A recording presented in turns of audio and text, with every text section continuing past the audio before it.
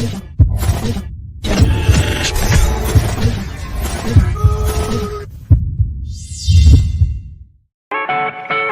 feel like I'm on the ball today. I even felt exempted from the law today. It's like this revelation dawned on me. It's so amazing, helps support the cause. I get everyone involved. I feel like I'm on the ball today. I even felt exempted from the law today. It's like this revelation dawned on me. It's so amazing, helps support the cause. I get everyone involved.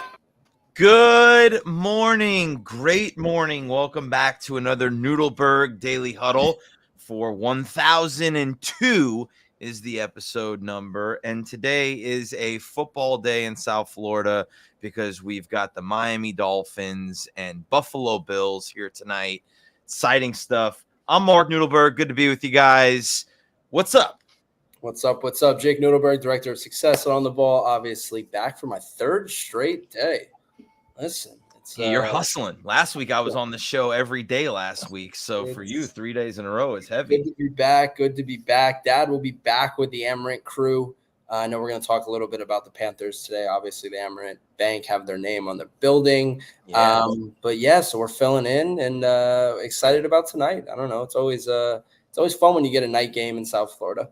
Well, philosophically, right, we love to tie sports to business and just talk about teaching life through sport on this show. And tonight is a moment for the Dolphins. You don't want to make it bigger than it. What did you say, Shay? Opportunity. Yeah, you don't want to make it bigger than it is because realistically, you could lose this game and everything's fine. You still got the whole season in front of you, and anything is possible. But these are one of those like line in the sand moments where you're either that dude or you're not, or you're either that person or you're not. I think, and I'm going to pull parallels to us even as a company, right? Like we're no longer in true startup mode, right? We've operated at a certain level for a certain amount of time. It's no longer okay to just hit January without, not hitting the ground running. Yep. And not carrying over from the previous year's success, processes, the disciplines you've learned, using the experiences in order to exponentially grow quick. There is no more waiting, and then the time is kind of now to go and to execute. And so I think that's really cool because at least as a Dolphin fan, we haven't been that in years. I would say probably since the 90s with Marino, with consistent success over the years. With real expectations, grounded expectations, right? Like, not like the continuity of having coaches and players in the similar team of there aren't question marks anymore. The question mark is whether you can do it now, and so I think it's exciting on that part. And yeah, it just really is. It's cool. It's cool to be in these games. It's a privilege. I would love for it not to be on a short week. I would love for it not to be on a short week so you could get a full week of preparation and a full week of rest. And there's no excuse then, right? Because there is an excuse. It is not ideal. You don't want one of your biggest opportunities coming at a time where you have to, piecemeal things together in order to be prepared as you'd like to be. But there's no excuses. So you do what you got to do. And if you are that person, if you are a high performer, if you are the person who shows up and gets it done, you show up tonight. You get a win, and you find a way to get it done, and it builds an unbelievable amount of confidence and momentum going into the coming weeks. So it is a big opportunity, and we all get blessed with opportunities in our life, right? And I go back to preparation is the thing that allows you to take advantage of opportunity. So how well prepared are you for this moment? Opportunity is showing itself. Can you take advantage of it? Yeah, and recognizing that it is an opportunity. Obviously, it's easier in the NFL when you recognize opportunity. It comes every Sunday or Thursday or Friday or Monday. I mean, like whenever that opportunity is scheduled on the calendar. But in the real life, you do have to be able to, dissect and diagnose if it is an opportunity and make sure that you are prepared at all times because it's normally not circled on a map, or on a calendar. And so the preparation needs to be consistent, just like it is in the NFL. yeah, I don't know. We're taking shots. We're taking shots. Aaron's just got jokes this morning, bro. Like, coming out the gate hot. Actually, we all became Alabama fans, so it was a major success. So that's unbelievable. Let's do some wake up music. Let's come back. Let's do our daily affirmation, and then I had the opportunity to sit with a champion yesterday and Matt Caldwell at the Broward Workshop Breakfast. And he told some great stories and had some great takeaways that I thought would be applicable to all of us. So we're going to share that with you this morning as well. So let's go.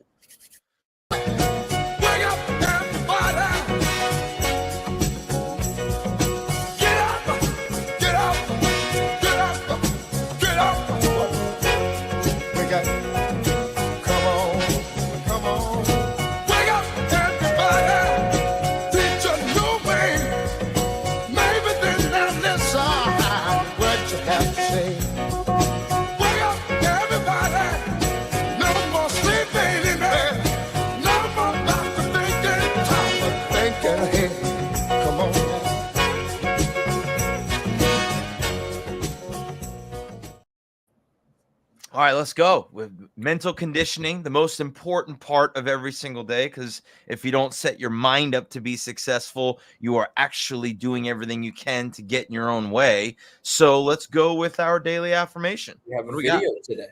Oh, who is it? On your list of whys. One of the big thrusts for success is to come up with a strong enough why.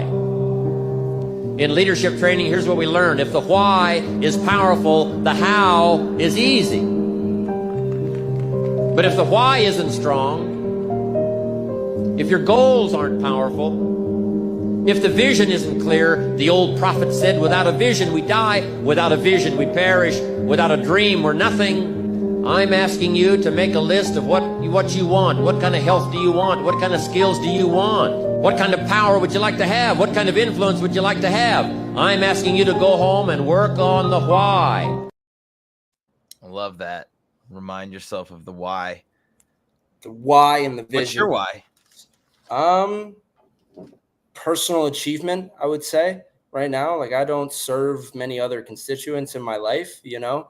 I would say making our last name proud is one of the whys of why I do something, and the consistent waking up and feeling good about what you do on a daily basis and who you spend it with, and making sure that fulfills you. And if you turn around and be like, was I happy that I did that? And it's always a yes. Then I would say that that's something that drives me consistently. I love it. For my birthday, I've spent some time reflecting, and I wrote for my birthday post, I wrote my truths, like things that just like are my whys, right? Like all the different things that are my whys. And like, why do I get up and do what I do every day? It really comes back to there's one point that I focus on, which is like, for me, chasing perfection and failing is far more fulfilling than accepting mediocrity and winning. Like, I've done both. I've cut corners, or I've been in the smaller pond, or, you know, I've taken the easy route and gotten the result. And it doesn't feel anywhere near as good as when you know you're competing against the best, or pushing yourself to the limits and trying to do everything that you could possibly do. And even when you come up short, it feels more fulfilling doing that than the other way around. So for me, that's a big why. It's funny. I would say you are one of the very few people that I surround myself that always strives to be the best in no matter what they do.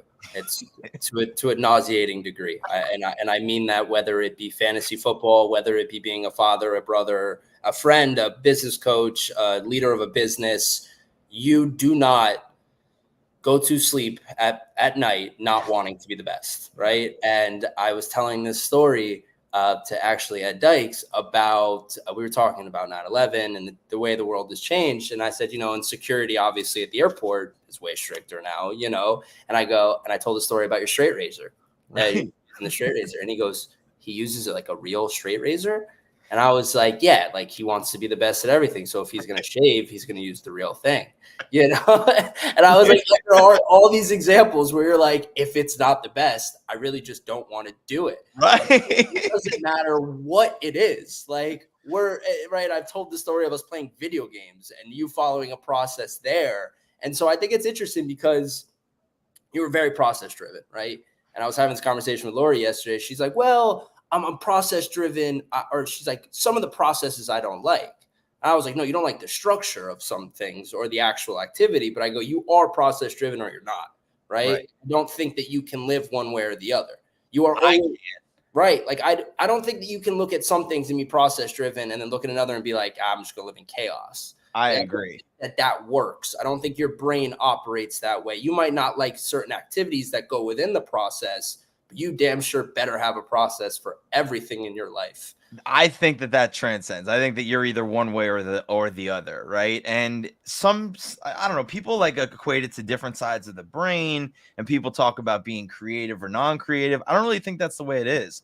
I just think you either enjoy structure and you like that kind of routine and discipline, which most really successful people, even the ones that are super creative, have a very disciplined process. Like, you can go study success across the board everywhere. The ones who are the top 1%, I'm not talking about just people that are good. I'm talking about the best of the best are maniacal about the process. It's just who they are. It's what they do.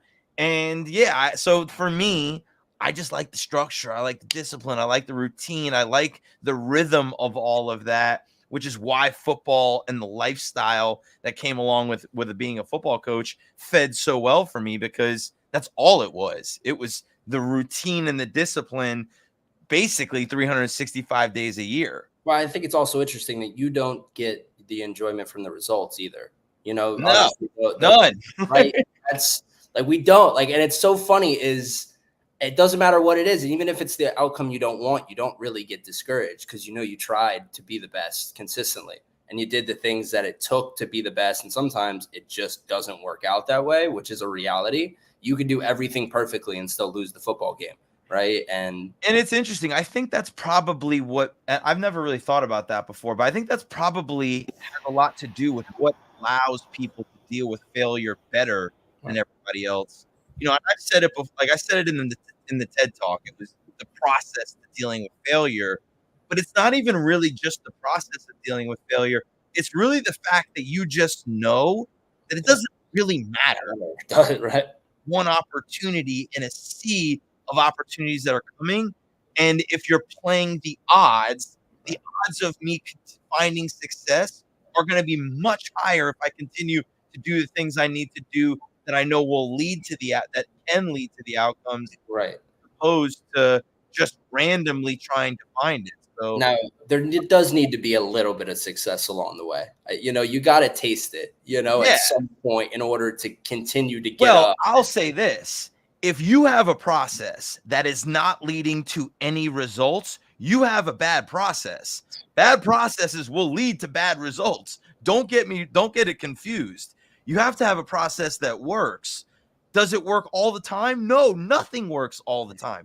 That's one of the biggest things that bothers me about our LinkedIn training is that, like, people get on and they're like, well, I'm only getting like 5 out of every 10 that are responding to the messages. I'm like, that's a significantly better percentage than everything else that you were doing before. Like, you're looking for something that's going to work 100% of the time. It's not realistic. Nothing works 100% of the time. You got to have something that works the majority of the time or gives you the best opportunity. So I know Dad's listening from Amaranth Corp. Can I quote our boy Elberflus? Yeah, right. Yeah. Doesn't make you a winner. Losing doesn't make you a loser. Winning habits make you a winner. Losing habits makes you a loser. and that is the truth of all truths, right? And so Scott Garber says, how do you evaluate your process as you evolve your definition of success? My definition of success doesn't really evolve. I'd say that. Like, success in most industries and in most positions is pretty clear. If we're going to talk about sales, success is revenue. If your process is not leading to revenue, it's broken, right? And especially if you have a certain goal that you're trying to attain and it's coming up short of that goal, there's something in the process that can be improved. So then it comes back to, well, how can you look at each particular? Most people don't have it segmented. Right. Most people don't know what a correlation is. We were fortunate to learn that in football. You could go back to first down and say, guys, we're averaging 2 yards we're averaging 2 yards a play on first down. We're not even giving ourselves a chance. No shot. Right. We're behind the 8 ball from the very beginning. So that's where, if it's a sales process, look at how well you're doing at converting, getting people's attention. Right. Are the things you're doing on a daily basis converting at a high level for you to get people's attention? Okay, good. That's winning. If that attention's not converting to conversations, something's broken there. What's your follow-up looking like? What's the language sound like? Okay, if you're getting conversations and none of the conversations are converting to opportunities for you, what are you saying? What's happening in those conversations? Who are you talking to? You can break down and evaluate every part of the process if you know what the process is. And then I also think it's important to talk about priorities within the same conversation, because you can't be on overdrive or perfect in 10 different processes. It's overwhelming. You have to ensure efficiency in a reasonable number of priorities. Personally, I believe that. So I think what you're but I think the point you're really pointing to is that, like, you can't have competing goals. Yes. And you can't have priorities that pull you in different directions. Correct. So, like, and I have this conversation with a lot of the organizations that we work with. If your goal is going to be top line revenue, you may have to sacrifice some internal efficiencies. You may have to sacrifice some customer support. You may have to sacrifice some profitability. Right. That's a reality of doing business. If your singular goal is to grow top line revenue, well, how do you do all of the things that help feed that? If you're going to significantly grow the top part of the business, you're going to lose somewhere else. It's going to happen. It's the same thing with being a football team. If you're going to be a no huddle offense, well, you're probably going to sacrifice something on defense, because you're going to be putting them in when you're going 3 and out back to back to back, you're going to put them in some tougher positions. Right. So understanding the give and overall efficiency, right? Right. The give and take of your priorities. What do we have to give up in order to be able to do that? If you want to be in the best shape of your life, you want to be under 5% body fat, guess what? You can't eat any sugar. You can't have any alcohol. And you also have to sleep, and you have to drink water. There has to be some give. I can't be non-negotiable, guys. I can't be the greatest nightlife person and still live a healthy life. I need you to find sleep somewhere. And if you're unwilling to give up something, you'll never get everything. You know, you can do anything, you can't do everything, I think is kind of the way I, process that in my head, and constantly making sure that your priorities are feeding your overall arching goal, which Scott, I think, is talking about what's your life success. But I do want to get to the Panther stuff. Yeah. So cool to hear Matt Caldwell talk. Let's hit motivational music, and then we'll bring it into the Panthers. Oh.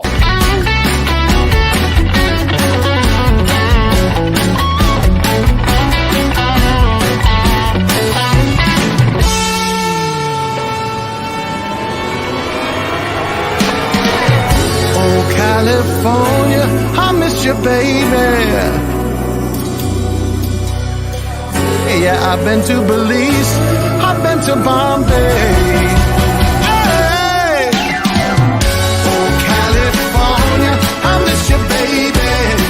You know I think about you night and day. Yeah, I've been to Belize, I've been to Bombay, but there ain't nothing like the PCA. The sun can rise on the east, but it sets on the west. I'm having visions in my head, baby. Oh, California, I miss you, baby. I wanna get back to you. Great jam. Absolutely wonderful jam. By the way, I think Jonathan Aaron's woke up on like the wrong side of the bed.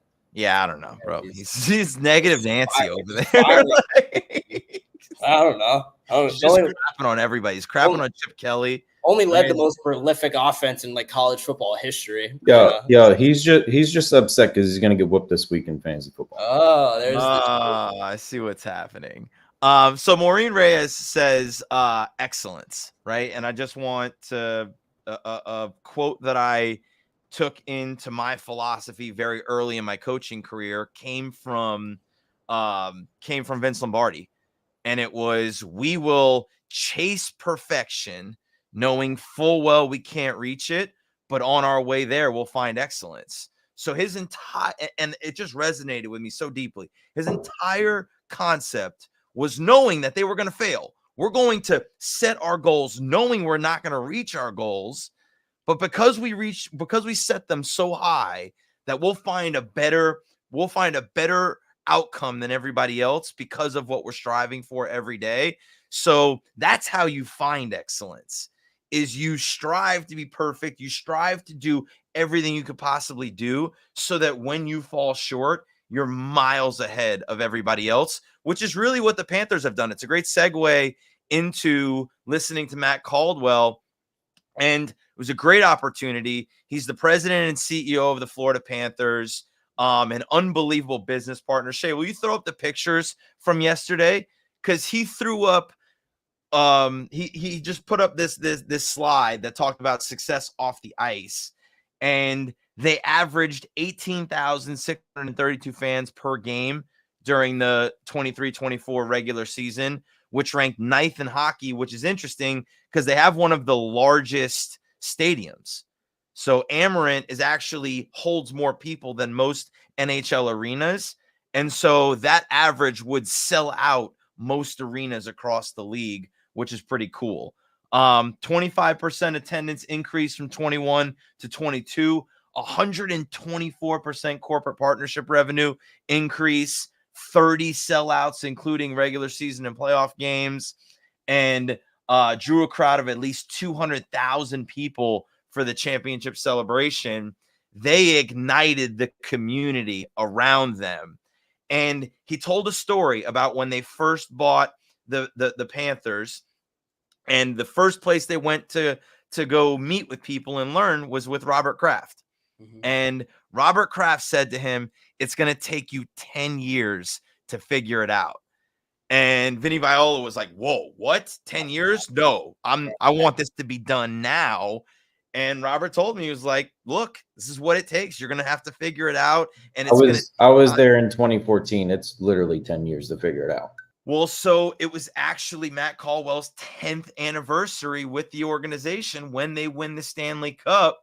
And he said, I didn't really think it was going to take 10 years. And to be candid, there were plenty of times along these last 10 years that I was like, are we really doing the right thing? Are we really building the right? Are we going to be able to make it?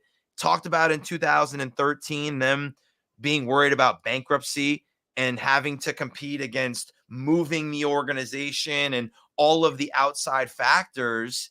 And kudos to them, because they have built a culture of winning both on the ice and off the ice. And they're committed to staying in Sunrise at least for another 4 or 5 years. And it's really cool to see what they built. And it was a great takeaway of them sitting there at day one going, are you committed for a decade? Yeah. And I think it's cool. And you talked about it and you mentioned it, the activation of the people that are here, not just the development of the team or the or the product per se, but really moving their practice facility to Fort Lauderdale, like marketing with all the signs in Fort Lauderdale, knowing where their base really is located, and knowing that they're not really a Miami team. They are a Broward team.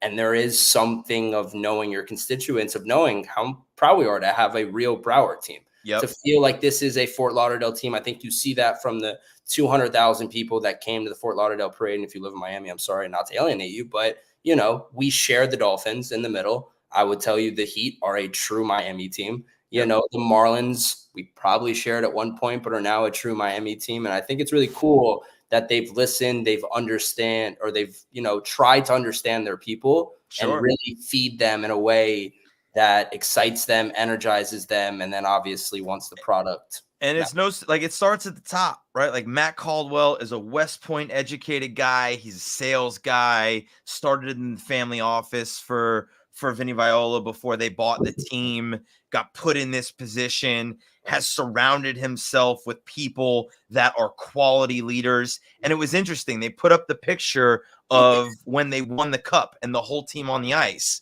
And he goes, "You can't see me in the picture." Right. And he goes, "Because I didn't care about being seen. It's really about everybody else that have made this organization what it is." And so it's just really cool to hear his servant leadership. And he's partnered with Jerry Plush. No surprise. Great leader, great organizations start at the very top.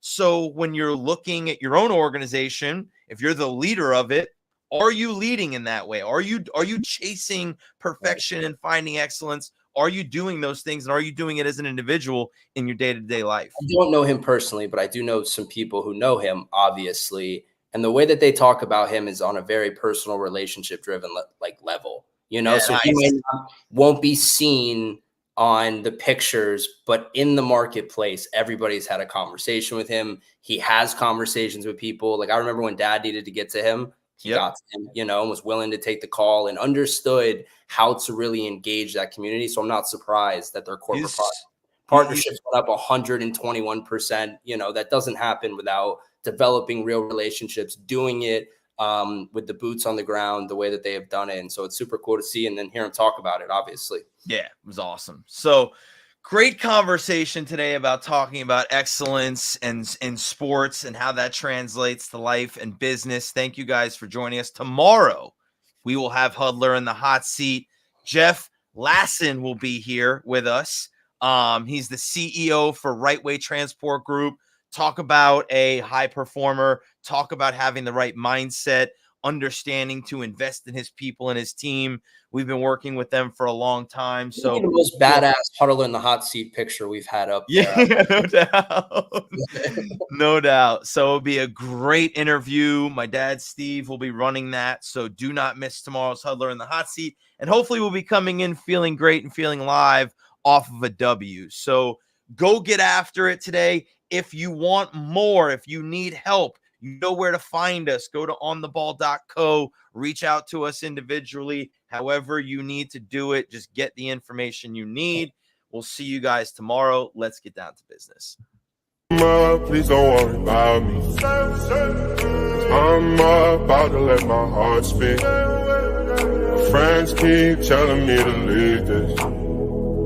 So let's get down to business.